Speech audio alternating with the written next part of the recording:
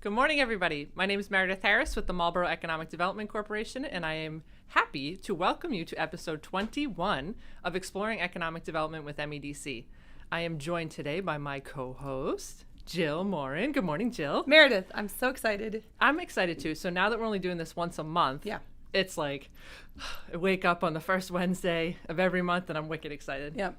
Probably too excited. We've been doing this now for over a year. So much fun. 21st episode. Yep.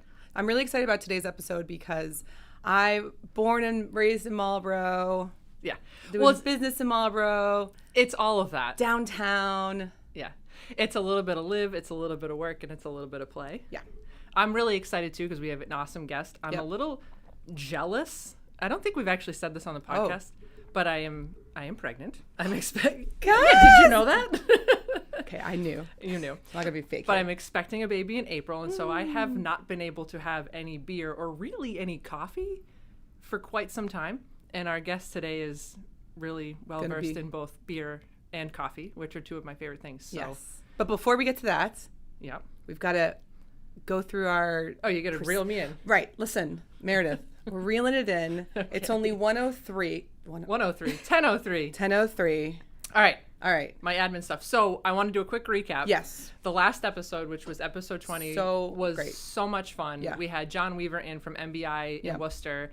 Really, honestly, I think one of our, and no offense to any of our guests, but one of our best episodes I think we've ever had, just because of the content. It was so interesting. Yeah. I think probably I loved it because life sciences is kind of our world that we're living in right now with, again, the pandemic and all the stuff that's going on, and the life science industry is booming.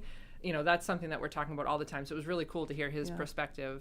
And I was psyched to hear about all of the opportunities for all of our young people, whether you're still in high school or you're graduating or you're kind of in between. There are just so many great opportunities, and the innovation and creativity and use of space and resources is just really inspirational. So if you haven't checked it out, check it out. Check it out. Yeah, it was really cool. Episode 20. Yeah, definitely don't want to miss it. And if you're joining us live, which a few of you are, so excited to see you. Nathan Costa says, congrats on the baby.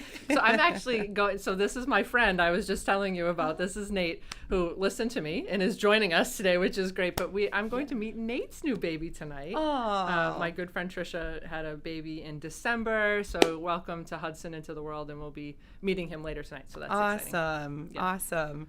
And so if you're joining us live on YouTube, hi LaQuisha, how are you? Yay, we are live.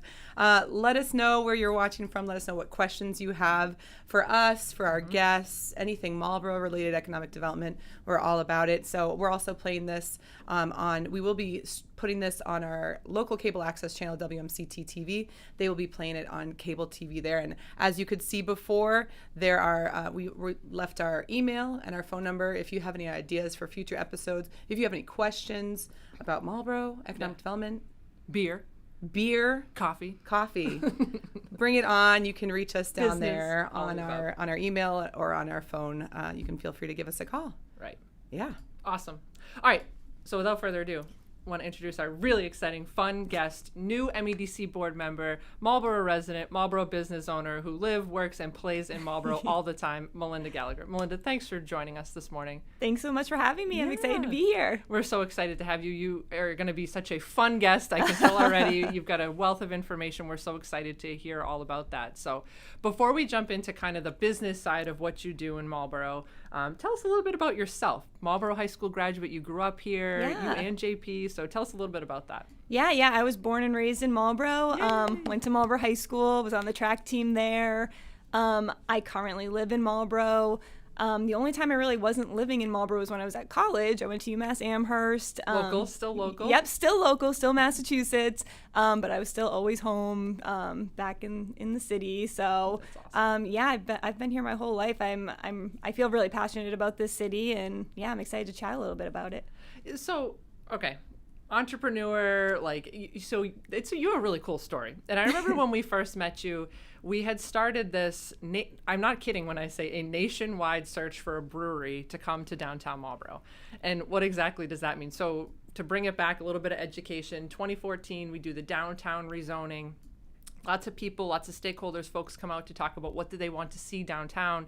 The zoning is eventually changed by the city council to allow for a lot of different types of uses, less restriction on the zoning, things like that. But the number one thing that people wanted to see downtown was a brewery, right? So MEDC took it upon ourselves a couple years later. I think it was 2017, 2018 timeframe. We were all kind of sitting around the table saying, okay, how do we find a brewery? Because they were popping up all over the place. I mean, that's when Night Shift was getting really big. Trillium was really starting to happen. Treehouse, all that kind of stuff was going on. And we knew that there were a lot of other brewers happening all over the place. So we decided, I think it was Laura Markova, she did our marketing for us back then, but literally came to the table and said, why don't you just ask? It was kind of like this light bulb went off. What do you mean, why don't you just ask? Put an ad in, I think we did Beer Advocate magazine, and there was one other one that we did, I forget what it was, but you're talking about a national publication that goes out to brewers all over the country, and we had this ad. We should have pulled it up. We still have it pinned to our bulletin board over there. We do, yeah, because it was just such a cool thing, but we basically put ourselves out there of like, hey, the city of Marlborough is looking for a brewer. If you're looking for a space, we want you. Yeah. And then lo and behold, it brought us back to the city of Marlborough. Yeah, how ironic. How ironic, right? But so did you see the ad? Like, I think there was a part where like you guys found out that we had done that and you're like, well, wait a minute. Yes. We want to do that. So I think when we started looking for a space, we had reached out to this the city. I think we were just trying to see like where could we potentially put a business like this in the city. And we hadn't seen the ad. I think it was kind of after we connected with you and then we saw the promotional materials you had and I was like, this is like the perfect fit. Right. And I think we had done some research and saw some of the like meetings that had gone around about changing the zoning and things like that, and we kind of felt that was what we were going for and that we would fit into that. But yeah, it kind of was, we kind of had this idea in our head and it just so happened that the city was also looking for that. So the stars aligned. Yeah, right? they did. Yeah. Do we already have a question? We do. We have a couple comments I want to make sure. So if you're joining us live on YouTube or Facebook, you can totally comment and we will, in between things, we'll periodically be able to answer those questions. So we've just got a few people I want to make sure that we say hi to. JP High Tech is here joining us. I think it's his first time joining our live stream. Thank you, JP, for being here. Let us know if you have any questions. We've got this comment that I think we should take a screenshot of. Okay, let me see. Let me set it up. There we go. City Hall loves Lost Shoe. And we love City Hall. They're keeping you open, right? Yes. And then Nathan's got an awesome comment here. He said, my business partner and I would love to meet with Lost Shoe and get their brand into all of our accounts in Rhode Island. This will then assist in growing Lost Shoe's brand and directing traffic back to them. Yeah, so this is my friend that I was just telling you about. Okay. So Mike and I, we are big fans of your beer, as you know, very much so, and your coffee. I mean, I drink your coffee often, but Mike is famous for anytime we go anywhere, bringing your beer with us and making everybody try it because awesome. He loves it. And he talks so highly of JP all the time. And for those who don't know, Mike is my husband, so that very much so is in my personal life, but we love it. And so he's constantly telling people, and Nate is a good friend of ours, that we're always telling him about how you guys do collabs, and we'll get into that because you guys do a lot of things with a lot of different groups, a lot of different people. You're always doing interesting collaborations, and you're always promoting other types of small business and good causes, and just really kind of cool. And so you're a hot commodity. People want to know you, which is a good thing. But so let's get back a little bit to the background of it. Tell us the story. So you guys see the ad at one point. You kind of come to the city and say, hey, we'd like to get going. It was the old Speakers nightclub, which was the space, and I think it was John Pizzoni, who, oddly enough, this just bell went off in my head. John Pizzoni is our next guest on the podcast, which that's so funny. But so John is a local real estate broker. He came to me. I remember him saying, hey, we've got this group from Marlborough that's looking to do kind of a brewery, coffee roasting. And me, I'm going, okay, cool, brewery, but coffee roasting, what's that all about? So that was kind of a new thing for all of us, too. We hadn't really heard about that. Yeah. But tell us the background. It took you guys a long time to get open, but you did a lot of work. Yeah. A lot of things. It was definitely a long journey. I mean, JP and I, so JP is my husband for those who don't know. Introducing all of our family. The husbands. And we... when it was 2012, we really decided that we were going to start a business plan for a brewery. We weren't really sure. We didn't know a lot of the details, but we just wanted to kind of start getting something on paper so we had something to work towards. And then it was really 2017 that we're like, all right, we were both in the corporate world. We were kind of figuring out, what are our next steps? And we were so passionate about this industry. I had started roasting coffee at home, taken some roasting classes up in Vermont. JP had gotten his formal education in brewing at that point. So we just really thought now's the time to start looking for a location. Cool. And it's overwhelming as just being, two people sitting in your living room saying, let's open a brewery or a coffee roastery. Yeah, like how do you go about doing that? Yeah, what's the first step? That was kind of like the biggest thing. So to us, we were like, okay, well, first, let's see. We knew we wanted to be in Marlborough because we're from Marlborough. We live here. I love that. And we saw, we loved what was going on in Hudson, and we really wanted that for our downtown area. So we didn't look anywhere else. We knew Marlborough's where we wanted to be. And then we reached out to the city and we just said, where can we put something like this, a brewery, a coffee roastery? What zone does this fall into? And they were like, I'm not 100% sure. Yeah. I think it was Ed Clancy was big in helping to change the zoning because coffee roasting was not something we even had in the zoning code. It didn't fit in anywhere. And it's unique, and there are smells that come with coffee roasting. I think that was kind of the biggest, thing to address at that time. And so the city was super proactive in being like, all right, we need to get you a special permit. This is what you need to do. It took some time. Everything, I think, in the city has procedures that you need to follow to get there. But there was no one fought anything along the way. It was like everyone just wanted this to work and wanted to do what they needed to do to get us up and running. What a testimonial for the city of Marlborough. Absolutely. Honestly. No, because there's some communities that they want to do this type of stuff, but they get in their own way, right? Yeah. Right. So that's really nice to hear that, you didn't have those roadblocks when you came here. So we're constantly saying that that's the case, but it's nice for someone else to say we hear it it all the time from other breweries, even during the pandemic, with some of the requirements and food was a big component of that. You had to, in order to be open as a brewery, you had to have a food component. And we know other cities that were just not willing to be flexible. If you didn't have a full kitchen, they were not going to consider you a restaurant. So okay, I hate getting into pandemics too much on some of these because it's not a fun topic, but it's a relevant topic, super right? Super relevant, yeah. If the city had told you, no, you cannot open because you don't have a full kitchen, what would that have done to your business? I don't think we would. You would have made it. Yeah. Right. I mean, we were so new. We had been open 9 months when the pandemic hit. So we were just really starting to get our footing and figuring things out, and momentum was increasing and people were coming out and finding out about us, and then it all kind of just came to a halt. And we were able to do grab and go, which was great for the first few months. Sure. And then when they opened up the seating component, but you had to have food. I feel like without that piece, we probably still could have operated, with capacity. The grab and go capacity, but for what does that look like for our team? Then we don't need all of our bartenders and so it was huge to be able to open and have on-site consumption. Right.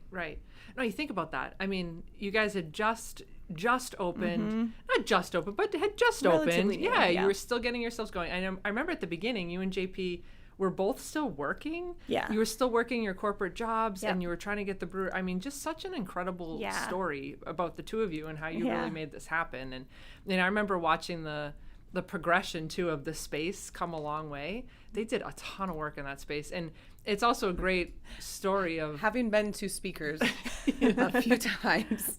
It looks a little different. Yeah, a little different. A little different. Yeah, unrecognizable. It's amazing. It's beautiful, but it took a while, right? And I think sometimes people get into these types of things and they don't realize that it does take time for that to build that. And I mean, you guys did it right. Yeah, you did it the right way, and it was just really kind of cool. Yeah, we have another comment. We do, Melynda. We've got a question here. Let me see if I can pull it up on the screen. JP's got a question. Why the name Lost Shoe? I love this question. What's the story behind it? So Marlborough used to be an old shoe manufacturing city. Fry Boots is usually the most well-known that started in the city in the mid-1800s, I want to say. They are now headquartered in New York, but they did start in Marlborough, and there were over 40 shoe factories at one point. And being from Marlborough, we really wanted to stick with our history and it's kind of the lost history of Marlborough because there are not really any shoe factories around to be seen at this point. So, yeah, we went off of the city's history on that one. I love that. That's awesome. I love that. And that's what makes it so special. You guys are so Marlborough. Yeah. And we were talking before we got started about, I think one of my favorite things you guys do is you kind of poke fun at the residence page at times, right? Because you do, but the residence page loves the fact that you do that, right? Yeah. We can all laugh at ourselves, but like a couple of beers. What's the one? Let me see if I can. You guys keep chatting. So funny. See but what I like can the pull one up. that was, has anyone heard a helicopter? Like you guys are constantly doing funny things, and there was the island one too. Yes, the Great Maple Street Island fiasco. That was a big conversation on the residence board when they were redoing Maple Street, and they put a little concrete island, so I think they could have a crosswalk there, and it just became this whole thing. Cars are going to run into it. It's going to be a disaster. And of course, they put the island there, and nothing happened. Everything was fine. Everything was fine. All that did happen was better traffic flow and a really delicious beer that came out of that situation. So good. Exactly. That's awesome.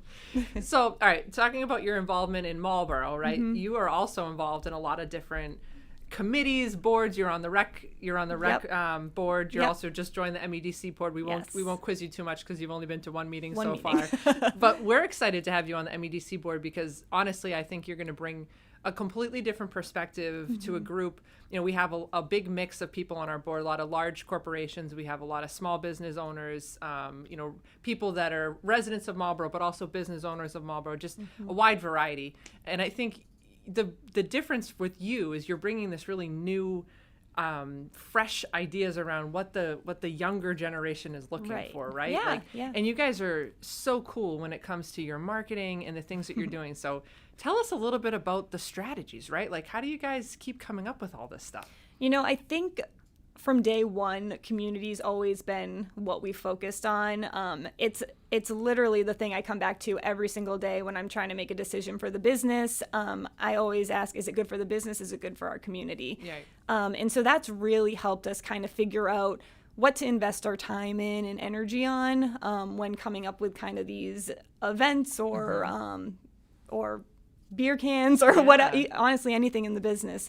And even like the artwork that you guys like, everything's super cool. Yeah. JP does a lot of our can designs, and then we also have one of our bartenders who's a graphic designer, Meredith, who does some of them as well. No kidding. Yeah. So I just threw some up here. I mean, I'm consistently blown away by just the imagery and your graphic design, your social media. It's really well done. Thank you. Yeah, it's really well done. Yeah, JP he takes all of our beer can pictures, so he has it all set up, and lots of fruit go into the making of these photos. But it works, right? Yeah, it's visually really pretty, bright. Yeah. And then with your community, I mean, can you tell us about your running club? Oh, yeah. It's awesome. We're jumping all over the place. I know. There's just so many things. Much. Yeah.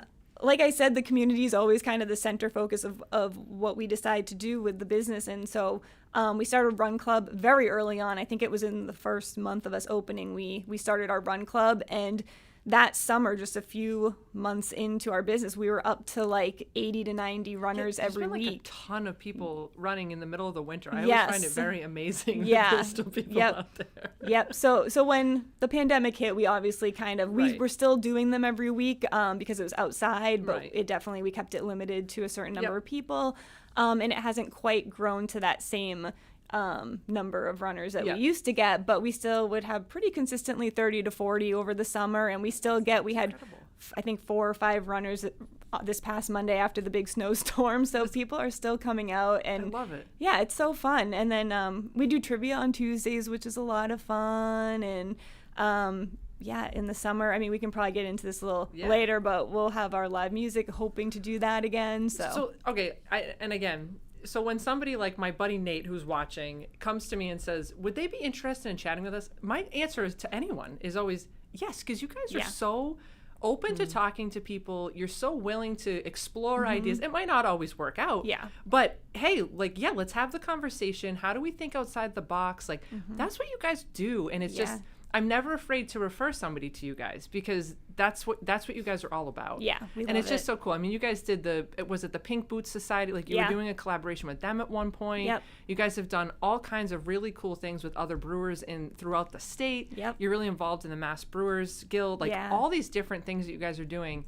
It's not only great for your own business model, but it brings so many different people to the city of Marlborough, to do different things. And I just think that is so awesome that you guys are doing that. Absolutely. That's the best thing about this industry. Yeah. The brewing industry is so different from so many other industries. It's so collaborative. And you can't explain it, really? Yeah. I know, unless you're in it. It's so interesting. And it's like, I think when we first opened, we always got the question like, oh, this brewery, they're your competitors. And we're like, not at all. But we're brewing a beer with them tomorrow, Right. It's like, right. It's such a different type of industry to be in. Right. It is so collaborative. We brew, we go to other breweries to brew on their systems. They come to us, brew on our systems. And you must learn from each other too, right? Yeah. I mean, so cool. Brewing on different systems, different size setups, it's always a learning experience. Right. So it's great for both. And so people. how have you guys worked with Dave at Flying Dreams, Adam down at Tacklebox? Like, you guys all work together. I mean, even over the summer months, Labor Day, you guys are always doing like events together. Yeah. And again, there's no competition between the three of you. You guys are all excited to be together. The three of us are stronger when we're all together is kind of how we all look at it. Yeah, for Labor Day, we do a beer garden pop-up at Flying Dreams parking lot. Yep. You can watch the parade go by and done have that some a few beers. times. It's awesome. And then we do a big Oktoberfest Right. celebration in September, which we were so excited to bring back this past year because we did 2019. It was a huge success. That was great. Then couldn't do it 2020, Right. and then we're able to bring it back 2021. So that's also in the Flying Dreams parking lot. Yep. We have a big tent. We have live music. This year we had Horseshoe Pub. Did a food bunch trucks, of German right? food, and we're hoping to make it kind of bigger every year. Yeah. But yeah, these events are always so fun, and they benefit all of our breweries here too. We have Mass Beer Week is coming up in March. So we'll have a beer passport like we have the past couple years where you visit each of the breweries, you get a stamp, and then when you complete your passport, you get a free Mass Beer Week glass. Awesome. Nice. Yeah, That's and that awesome. includes Medusa and Hudson as well. Oh, so, cool. Yeah. That's awesome. And that was something we learned too when we were trying to understand. And full disclosure, I never drank beer before 2018. Really? I just was not my thing. I was a Cosmo, Double T's, Tom, like that was they my are jam. good. Yeah, they're delicious. I mean that was just beer just was not appealing to me. And then all of a sudden I had to do market research for work and it was like, okay, I guess I'll try some of this stuff. But I remember like starting to get into it and it's just so interesting. And there's so many different things. And I know we also have slated for later on in the program to talk about kind of you guys, all the different things you're trying out and just how successful. JP is incredible. Yeah, he's amazing. Comes up with some very creative ideas. Yeah, very creative, but he does it really well. But no, that was a lot of fun back then, like being able to kind of try different things and, just the industry in itself, it's so welcoming. Yeah. And that's what you almost get swept up in it because it's just such a cool group of people. But Yeah, it's so fun. questions, comments? So Ryan from City Hall is saying the staff at the Lost Shoe is like Cheers. Everyone always knows your name. And such a great local business. Agreed. Totally agree. Love that. I hope you're feeling the love, Melynda. I love this. We're boosting you up. And we do. We have an amazing team up You front. do. I mean, it's over the past year, JP and I have really taken a step back from the front of house. We, when we first opened, we were on bar every day for a year and a half and like 7 days a week. And a lot. It's a lot. And we've been able to now take a step back because our team is so awesome up there and we can focus on other areas of the business so we can keep growing. Like the marketing and all these different things. I mean, honestly, I know I've said this and I'll continue to beat this drum, but you guys are just so creative. And maybe that's when the TikTok, the Harry Potter, the Lost Forest. I mean, you guys are consistently reinventing yourselves, making your jump space into cool. that. Yeah, let's play it. Oh, there is some music in there. Huh? So this TikTok here, which guys was not didn't do posted this. by you guys, No. has over 130,000 views and tons and tons and tons of likes. I mean, this was posted last Last year. I think last January or February. Yeah. Yeah. Yeah, and So someone just came in. Someone just came in, took this TikTok. I'm not a TikToker, so I think someone sent it to us, and it was like as soon as that went up and it started getting traction, it was like, so at the time we were doing reservation fees. We only had 6 tables in that area because of the pandemic. So we had to make it worth being open for. And so we kind of created this like Harry Potter experience, and people would pay for a table for an hour and a half because there was an hour and a half time limit at the time. Right. Yep. Things that years from now we're going to look back and be like, wow, remember that? Crazy. Yeah. But yeah, so we had come up with this experience and it was doing well. And then as soon as this TikTok went out, we booked up our whole month of February within like a day. So it definitely, thank you to the person who posted that TikTok, because it definitely kept our winter. It made our winter much more successful than it probably would have been. Yeah. But kudos to you guys though, because I mean, honestly, when I say this, it was the Lost Forest. Then you guys had like a Valentine. You did the Harry Potter stuff. Then you did a Valentine's Day thing. Then we got into St. Patrick's Day and we were all outside enjoying live music. That was the best. Yeah, like you guys are consistently, you know, again, took a really bad, challenging situation and really knew how to pivot. And instead of throwing your hands up and saying, you know, I don't know what we're going to do. It was like, how do we get really creative? I mean, I'll never forget walking into the Lost Forest for the first time. We're like, I mean, it was amazing. Unbelievable. Magical, right? Yes. I mean, not to be corny, but yeah. My 4 kids, during that time, we were, you know, doing remote learning.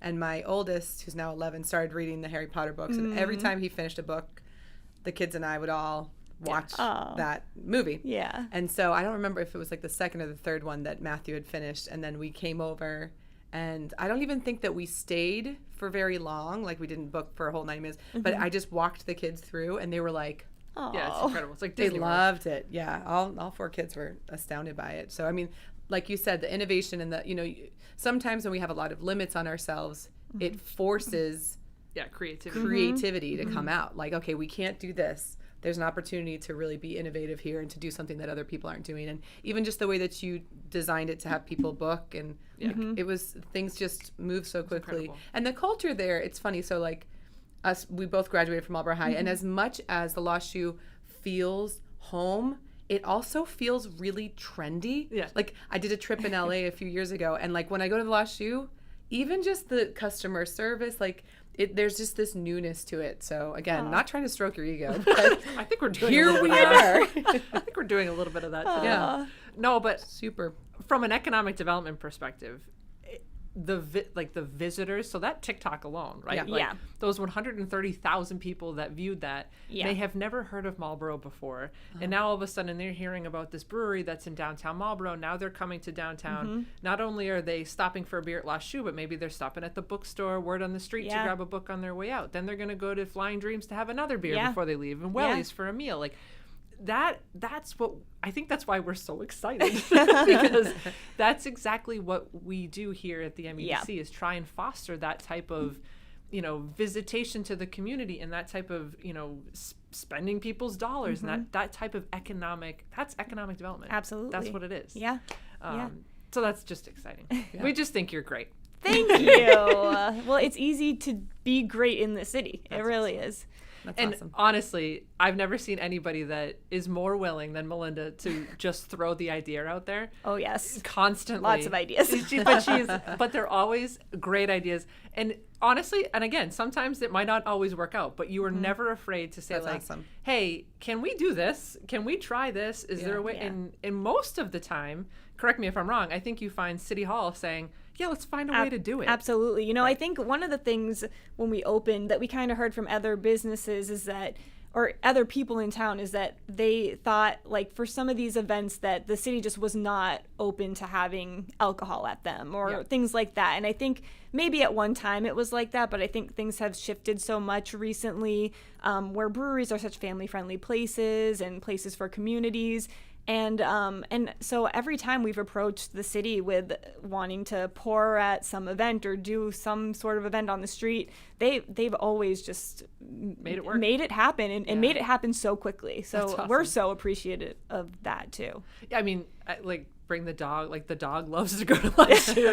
Like, but that is a game changer though for young families, and I think that's what people are looking for. Like, so we can literally go for a walk on the rail trail with the baby in the stroller and the dog on the leash, and then go walk all the way down to La Chaux and stop, have a beer. We can order food in from one of the restaurants downtown if we want to, you know, sit down, have a meal. I mean, that's cool. And the dog can have a dog beer too. Hey, really? Yes, we have dog beers. Is that new?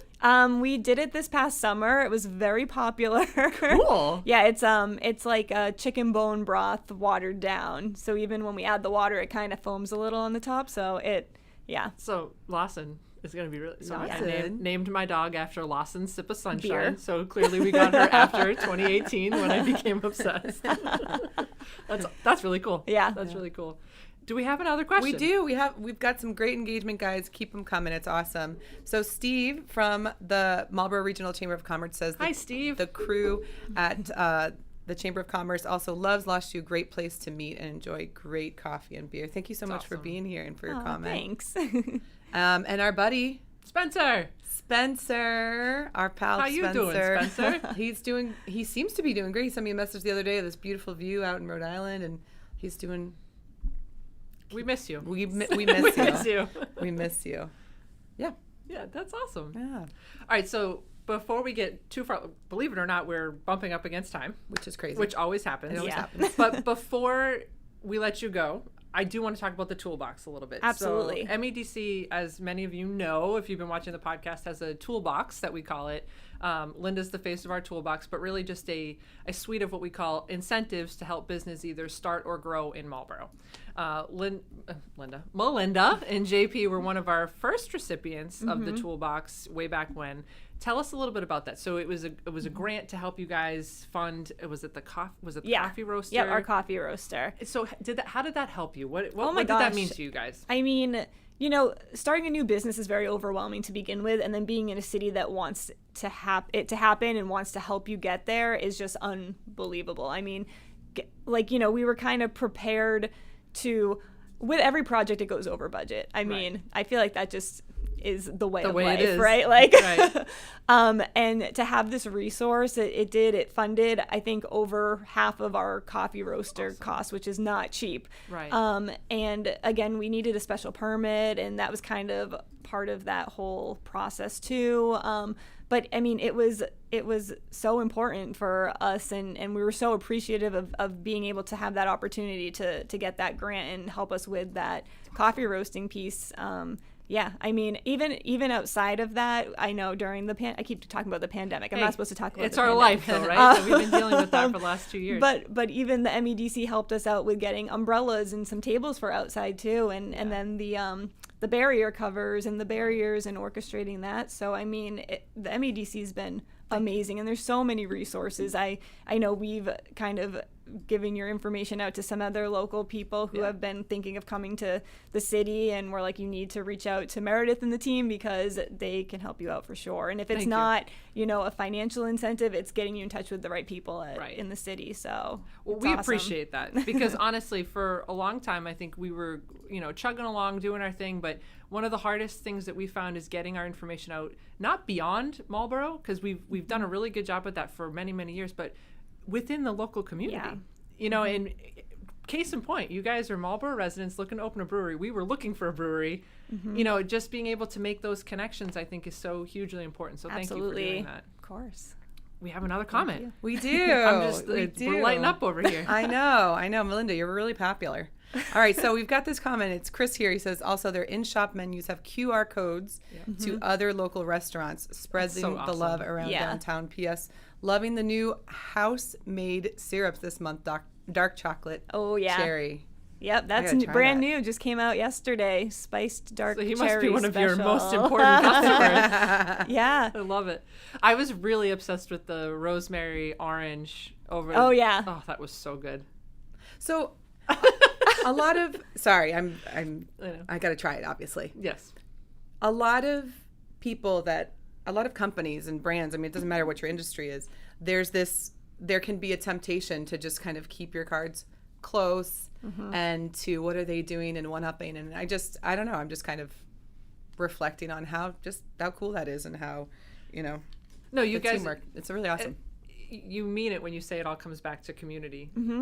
But it's a brilliant strategy because it helps you guys grow in ways that you probably wouldn't if you didn't do that. Yeah. So that's really kind of cool. I mean, getting back a little bit to collaborations, I mean, we've got the Vin Bin right here. They have the donut stand. We make beers with their donuts. And so do you actually put the donut? Yes. Okay, so that was one of our questions was like for the beer, like the beer and coffee connoisseurs, like tell us a little bit some of the cool stuff you guys are doing. Yeah. So the donut stand beers are always fun. They show up with a bunch of donuts, or the last one we did was cinnamon rolls. So all those cinnamon rolls go right into the beer when we're brewing it. JP he's done sours with candy, peach. There was like a Swedish fish one. Swedish fish. Yep, that was a collaboration with Channel Marker Brewing in Beverly. But yeah, there's actually, I'm not going to spoil anything, but we were watching the kids baking show on TV. JP, and the next day I come into the tap room and JP's got a label he's creating based off of something that they made in that show. Wow. So when can we expect that? That'll probably be probably in a month, I'd say. So all right, so take us through the process a little bit. So and then we're talking a lot about beer, but the coffee's really kind of cool too. Like you're roasting your own coffee beans there at the shop. But from when JP has like an idea about, okay, I'm going to do this beer, how long does it take? Like, how long is the process for him to start brewing? How long does it take for the beer to be done? So the beer itself, brewing it is usually about a 5 to 8 hour day, depending on the beer. Yeah. But then fermentation can take anywhere from a week and a half to 8 weeks, depending on what it is. So a lager is going to take longer to condition, and then one of our ales will take probably closer to like 2 to 3 weeks. Okay. So the fermentation's really kind of what we wait on for some time. And then, And where does it sit while is it right there in the tanks? Yep, it's right there in all those tanks that are right by our windows that you can see from the tap room are all the fermenters. So the beer sits in there for however long. It gets dry hopped in there. We might add fruit, some spices, things like that throughout the process too. And then on packaging day, which we're actually packaging right after this, so another beer will be released. But yeah, that takes about an hour and a half, 2 hours. JP will keg beer, then we'll put it on our canning line, get it into cans. So how big are one of those tanks? How many gallons is that? We have a 7-barrel system, which is, let me think, you can fit, I want to say it's 14 half barrels. Wow. If you kind of know what a keg looks like, it's about 14 of those is one of those tanks. Wow. Yeah. It's a lot of beer. Yeah, it's a lot of beer. That's so cool. I've got a really great question, and I don't want to miss it. Spencer's asking, this is for you, Melynda. Okay. This question is for Linda. If you were a beer, what type and flavor would you be, and why? Oh my gosh. I'm thinking because of all of our beers now, and we have so many. I think. So we have our Post Road Detour, which is a cream ale, which is like a more traditional style beer. But JP also does a variation of it called Lakeside or Granger Boulevard, which is our cream ale base. So it's very kind of traditional, but then he puts a spin on it. So he might put like banana and pineapple in one of them, or like cocoa and coffee. So I feel like I'm kind of like that beer because I definitely have a lot of traditional kind of mindsets and but then like that kind of fun, like, flair to like something a little different. What a fun question. That is a fun question. I don't know how I would answer that. No? I don't know, because I love a good sour, but I'm not going to say like I'm not a sour person. No. Right? But you're a bit fancy. I'm fancy. A little bit. Wow. Oh. You're like you're what's like a strong let me get this coming off here just for a second. What is I'm invested. So like you need a little flair, like a little fans. I would be a say goodnight, Kevin, because I was gonna say. Yeah. That was probably my favorite that you guys done, and again, you guys, your marketing, you play to like all of us 90s and 80s kids that were like, say goodnight, Kevin, like Home Alone. Yeah. But again, brilliant because like Mike brought the beer everywhere all Christmas. Was like, hey, you got to try this beer. And it not only is it so good and it's so unique and different, like it's s'mores, right? Yeah. Yeah. Yep. And so it's a stout. It's delicious, but it also has this fun, like, yeah, no, it's named after Home Alone. Like, so people want to try it, and then they try it and they realize how delicious it is, and then you end up buying way too much of it. So. Did we have it Christian? We're also getting some love from Christian. Counselor Dumas. Yep, he says good things happen to great people. Thank you, Melynda awesome. and JP, for everything you do for the community, all the success for you and your team is well deserved. Hashtag Marlborough Townies. Love it. Whoop, whoop. Yay. He was also one of our best episodes, was Counselor Dumas. And again, just talking about like another small business. Yeah. Yep. And we love small business, but it's just really cool to hear all the different stories and how you all get started. And, it's just really awesome. So, And then President Austin also says Lawsuit does a great job of an economic engine downtown. Absolutely. Oh, thanks. And again, that all plays into one of our first episodes, the big fish feed the small fish, and bringing, we bring in big companies that are coming in, and then it gives opportunity for small businesses like Melynda and, Counselor Dumas to have more people to come and frequent your business, which is awesome. The holiday parties, we had local businesses having holiday parties in the tap room this year, awesome. and it's amazing. Yeah. That's awesome. So before we let you go, is there anything else that you want to say, or anything that, you guys have been such a great addition to the downtown. We hope to continue that momentum for downtown, but just, I guess the last thing we want to just thank you. I mean, you guys are such a cool place to have downtown, and you're keeping Marlborough really fresh and innovative. So we appreciate that. Yeah, no, we love being part of this. We love being residents here. We love being business owners here. I can't imagine doing this anywhere else. So we're so thankful to the city and encourage everyone in our community to keep coming out for the events that we host and that the city hosts. And we're looking forward to this upcoming year.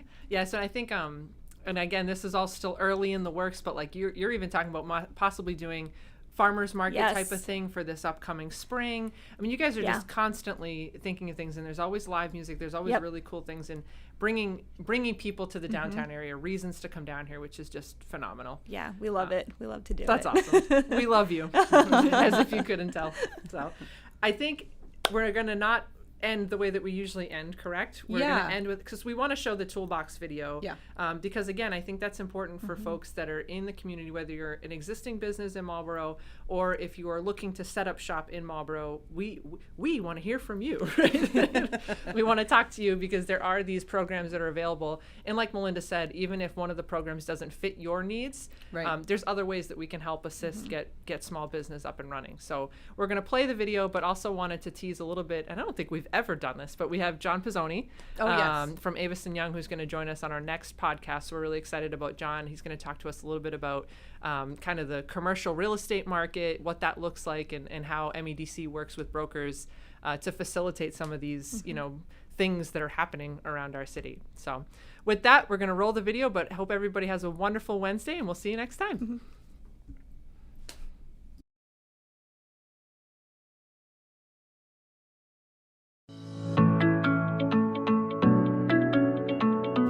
Hi, my name is Linda Martins with the Marlborough Economic Development Corporation, also known as MEDC, and I'd like to tell you about the financial incentive programs we offer. Here at the MEDC, we're dedicated to working closely with all businesses wishing to locate or expand in Marlborough and provide free guidance and resources to support investment decisions for all companies of all sizes. A lot of people think that MEDC only serves big corporations, but I'm happy to say we have many programs available to also help our small businesses through what we call the Economic Development Toolbox. The Toolbox was launched in 2015, offering grants and a community loan program geared towards helping entrepreneurs get started, provide small to mid-sized companies help with expansion plans, and to help our existing local companies make upgrades to their facilities. There are 4 grant programs available that cover a variety of business and expansion expenses such as rent, purchasing of equipment, facade improvements, and other facility upgrades. We also offer gap financing through a community loan program with the help from our partners at the City of Marlborough, Main Street Bank, Avidia, DCU, and St. Mary's Credit Union. Now you'll hear from a few of our Toolbox recipients to see how our programs help start or expand their operations. I'm JP Gallagher. I am the co-owner and brewer at Lost Shoe Brewing and Roasting Company. We are a craft brewery and coffee roastery in downtown Marlborough, Massachusetts. The MEDC Amenities Program has been super helpful for us as a small business to get up and running. Yeah, we received the Amenities grant from the MEDC to actually help purchase our coffee roaster here at Lost Shoe Brewing and Roasting Company. That was a piece of equipment that was integral to our brewery and coffee roasting plan. So getting this grant was extremely helpful in opening our business. My name is Randy Isaacson. I'm the owner of the Post Road Art Center. I received a flyer in the mail and it sat on my desk for a long time, and I finally gave a call, and everybody was so nice and helpful, and they walked me through the process, and I was able to get a grant for repaving my parking lot. They covered half of the cost, which was great. My name is Priyanka, and I'm the owner of Kitty Time Educational Childcare. We serve children from 8 weeks old up to 13 years old. When we started the business, we were looking for different ways to raise the financial capital, and I was doing some online research, and that's how I found out about MEDC's financial capital program. And I reached out to Meredith, and she told me all about how easy it is to apply for it, and I went ahead, applied for the grant. My name is Jill Cosgrove-Dancewitz, and I'm the Chief Financial Officer for the Davis Companies. Well, we've actually been involved with the MEDC for a number of years here in Marlborough. And in late 2018, we were coming to the end of our existing lease, and we started to look for new space. And the owner of the company, Bob Davis, decided that he was interested in perhaps buying a building. And then we ultimately narrowed it down to 2 buildings that we were looking at, one that was located here in Marlborough and one that was in a neighboring town. So when we were making the final decision as to which building to go with, we then learned about the Small Business Incentive Program through the MEDC. At that point, we applied for the Special Tax Reimbursement Program, and that was really the tipping point for us. That was what made the decision for us to stay here in Marlborough. It was very easy to apply for the grant. Of course, I needed a lot of support from Meredith and the team from MEDC, and they were really helpful in guiding me through the process, so they made it easy for me. The application process was a lot simpler than we expected it to be. Kind of when you hear grant, you think of just pages and pages that you're going to be filling out and kind of a complicated process, but it was so straightforward. The application was so simple.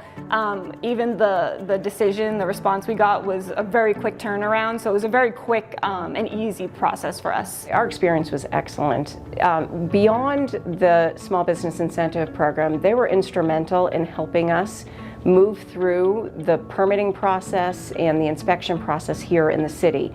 There wasn't a question that I didn't, if I called for an answer, I got an answer very quickly from the right person. I was redirected to the right person to speak to. And honestly, I don't think we could have moved in as quickly as we did. Our build out lasted about 4.5 months, and we couldn't have done it without the help of the MEDC. I would definitely recommend this for other small businesses, and not just because as a financial incentive, being new owner for this business 4 years ago and being new to this community, I really found a partner in MEDC. They were always there to guide me and help and support our business.